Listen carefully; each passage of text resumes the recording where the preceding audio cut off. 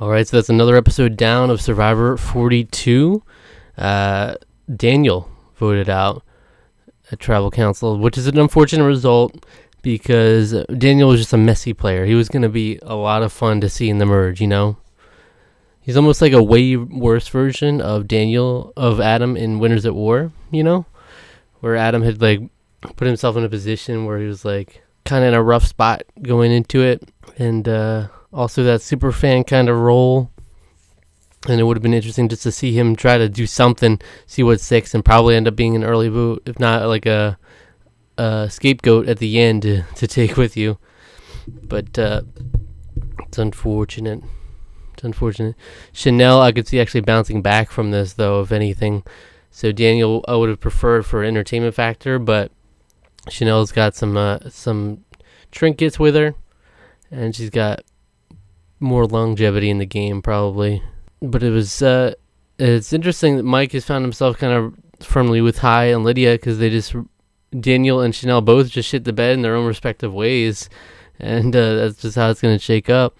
When previously it was going to be, if they just didn't blunder so hard, it was going to be Mike, Jenny, Daniel, and Chanel were going to be a unit. That's crazy how quickly that shifted, and that might literally be what spells success for like Hai in this game, because Hai has been getting a pretty good edit in my eyes. People like Hai and Romeo seem to be the most like people I could see winning in the long term, but you know, they could also be snubbed towards the end. And I mean, we saw what happened with Erica, where she was definitely not looking like a winner, especially early on. So who knows what could happen. So we had a bit of the fallout from Roxroy being blindsided by the whole Swathi vote. Basically, Tori made it very clear that she had no intention of sticking with the final four or the strong four with them, simply because of Roxroy. So she's already looking to flip going into the merge. So she's going to be a wild player, probably akin to she'll probably be akin to a Liana, where she's kind of like going wherever she wants, abandoning all loyalty going into the merge, you know, willing to play on all sides. I can see that for Tori. Maybe a little more messy. Who knows? I don't know. Also, speaking of Tori, the big storyline, the spoiler, the whole season was Tori reading the potato thing. Is that not true? Because Chanel reads it here. How did they really have her read it as a misdirect? Let me see if I can find that. Here. Potatoes have skin. I have skin. Am I a potato? A secret phrase. Potatoes have skin. I have skin. Am I a potato? Secret phrase. Potatoes have skin. I have. How would not analyze this further since then? Oh my God. Marianne is saying it when she's reading her clue. And they just showed Tori making a reaction, facial reaction to it. Am I a potato? Crazy twist. Oh my God. Now I feel so dumb now. So, if anything, that spoiled that Marianne would have one of them. Jesus. But I heard people talking about the same thing. Really, no one looked back at that. That's so weird. So it was a lie the whole time. Oh my God. Okay, well, speaking of Marianne, Jonathan has gone from, I love Marianne, to now he can't stand Marianne. He's so annoyed with her now. And Omar even says she's annoying. But Jonathan, rather than put on a happy face, he's like, I can't even be around this. I'm just going to go out in the water and start fishing. Just going to do that thing. And since it'll be, the merge will not really merge. Probably the same thing they did in Survivor 41, where you have to like win your way into the merge first, and hopefully they don't, but they probably will do the hourglass thing and that whole shenanigans, but maybe not. Maybe it'll surprise me. I mean, they saw backlash even from their own contestants last season, so who knows. But Marianne is also not a fan of Jonathan, you know. I mean, we saw the little drama with Daniel brewing early on, where he was like, he can't do swimming challenges, but he can go out and swim for fish. Didn't really make sense. Drea then finds the Beware Advantage, which is the 3-part hidden immunity idol. And so now there's 3 of them that have it. Marianne goes and says her phrase immediately. Drea says her phrase in response. And Mike previously, before going into the challenge, was saying how he kind of wanted to not say it and hold on to it till the merge, and he'd have that information that no one else would have, that he has the idol. And I was kind of on board with this plan. I thought this would have been a really smart play by him, but ultimately he ends up, it's hard when you're faced with it. He ends up saying the phrase after he hears the first two being said, because it's like opportunities right for the taking. But just after seeing how it played out last season, where Xander made his way through, but didn't really apparently have a good chance of winning in the end. But other than that, like someone like Nasir, who otherwise might not have been targeted, was targeted because everyone knew he had the idol because of this. And who had the other one? My memory's so hazy already. Oh, and Shan had the other one, and they had to blindside her with that one. So it's rough. It is kind of like a big target on your back going into it. Like, unless you somehow end up working together, you're all going to be always having that in the back of your head. If you weren't on someone's radar at all, like someone like Mike, it could easily come up and be like, oh, well, now, since he does have that, we should probably just get him out right here now and blindside him, right? When otherwise he might not even be part of the conversation. So I liked his line of thinking where, like, if I could go to the merge and not even have anybody know, don't even have to activate it before the merge, then that'll be golden.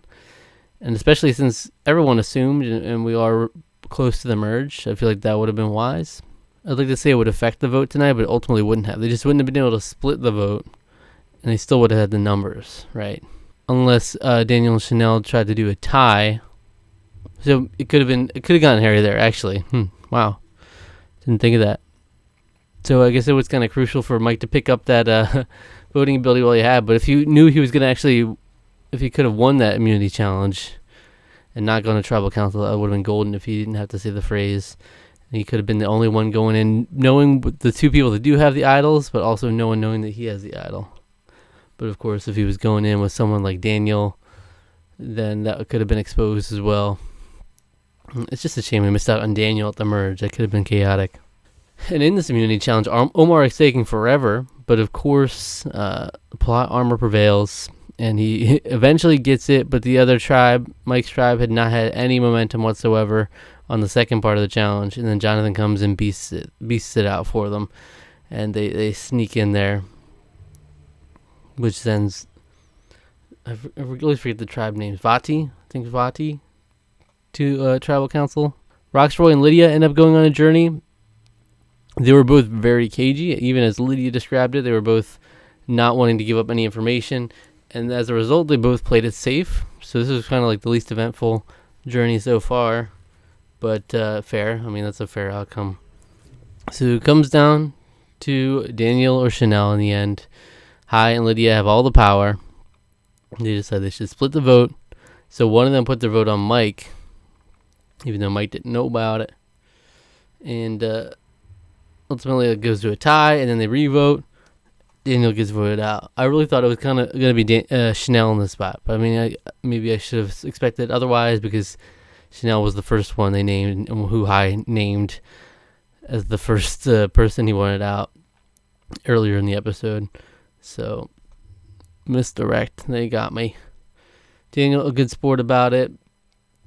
Wish you could have seen more of him again, but yeah.